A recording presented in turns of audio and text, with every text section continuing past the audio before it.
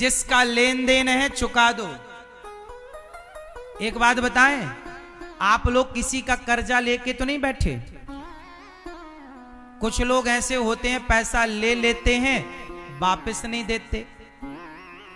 यदि आपने किसी के 100 रुपए भी लिए हैं, 1000 रुपए लिए हैं तो वापस कर देना। यदि नहीं कर पाए और आप किसी का पैसा लेकर मर गए तो अगले जन्म में उसके घर का कुत्ता बनकर या बैल बनकर तुम्हें चुकाना पड़ेगा। उसका 100 रुपए चुकाने के लिए आना पड़ेगा। ये ईश्वर की अदालत है ना साहब। मेरे मालिक की दुकान में सब लोगों का खाता, किसी को कौड़ी कम नहीं देता, किसी को दमड़ी ज्यादा, समझदार तो चुप रह जाता, मूर्ख शोर मचाता। मेरे मालिक की दुकान में सब लोगों का यहां सबका हिसाब है। तो आप किसी का पैसा खा के मत मरना। यदि आपने किसी के 100 रुपए लिए हैं और देने वाला भूल गया है तो आप लेने वाले याद करके वापस कर, भैया ये 100 रुपए तेरे पकड़, हम नहीं लेना चाहते। यदि लेके मर गए तो लिख लेना, शास्त्र गवाह है, कोई माई का लाल तुम्हें बचा नहीं सकता। 100 रुपए लेके भी मरे हो तो 100 रुपए चुकाने तुम्हें फिर आना पड़ेगा संसार में। चाहे कुत्ता बनकर आओ, चाहे उसके घर का सुअर बनकर आओ, चाहे उसके घर का बैल बनकर आओ, चाहे उसके घर का नौकर बनकर आओ, 100 रुपए तुम्हारे बाप को चुकाना पड़ेगा। ईश्वर की अदालत में लेन देन बिल्कुल पक्का है। आपको क्या लगता है कि हम खा जाएंगे किसी के 1500 या 10,000? ना, तुम्हारे बाप ने भी यही गलती की थी। हिसाब किताब 1 नंबर का रखो। लेन देन कोई लेना देना ना भैया। मरने के पहले सब चुकता, सबको राम राम, कोई लेना देना नहीं। बेटा बेटी से भी मन हटा लो, परिवार से मन हटा लो, संसार से मन हटा लो, भगवान में मन लगाओ। अब मरने की तैयारी करो। किसकी तैयारी करो? मरने की तैयारी करो। आप लोग ना मरने की तैयारी नहीं करते बिल्कुल। बूढ़े बूढ़े लोग ऐसे जी रहे हैं जैसे कभी मरेंगे ही नहीं।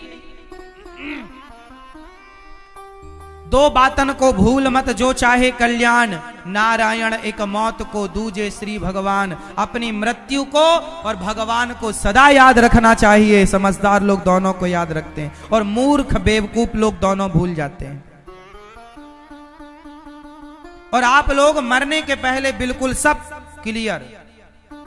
लेन देन बचा है तो बेटों को कहकर जाओ, बेटा मैं तुम्हारा बाप हूं, फलाने के 10,000 बाकी हैं, तुम चुका देना। और बेटे को चाहिए कि पिता का कर्जा चुकाए, पिता का सब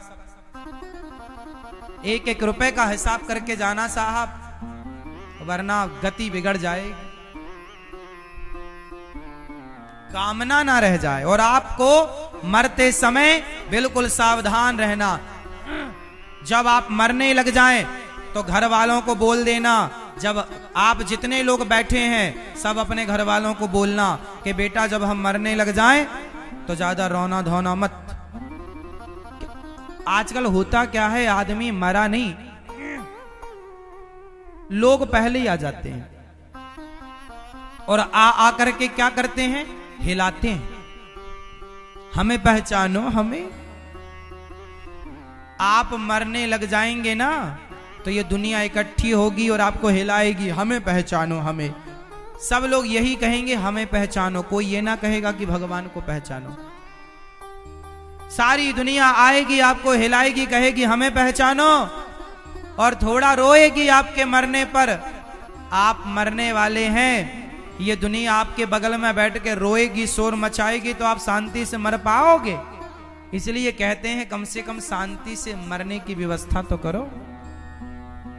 और शांति से मरने की व्यवस्था क्या है? घर वालों को बोल दो रोना मत, कीर्तन। तुम लोग रोते हो, उससे अच्छा कीर्तन करो, श्री कृष्ण गोविंद हरे मुरारी। मरने वाला व्यक्ति भगवान का नाम लेकर सुनेगा तो परम गति हो जाएगी। तुम्हारे रोने धोने से क्या होगा? क्या तुम मूर्खों की तरह आंसू बहाते हो? क्या मरेगा नहीं कोई? क्यों अज्ञानियों की तरफ व्यवहार करते हो? मरने से सब जग डरा, मेरे मन आनंद, कब मरी हूं कब भेंटी हूं पूर्ण परमानंद। तो आप लोग मरते समय क्या करेंगे? सामने भगवान का चित्र रख लो, मरते हुए आदमी के या स्त्री के मुंह में तुलसी का दल डाल दो और गाय के गोबर से आंगन को लीपो, मुंह में गंगा जल डालो और बैठकर कीर्तन करो। रो लेना बाद में, मर तो जाने दो, पहले कीर्तन करो और भगवान से कहो इतना तो करना स्वामी, जब प्राण तन से निकले गोविंद नाम लेकर, मेरे प्राण तन से निकले।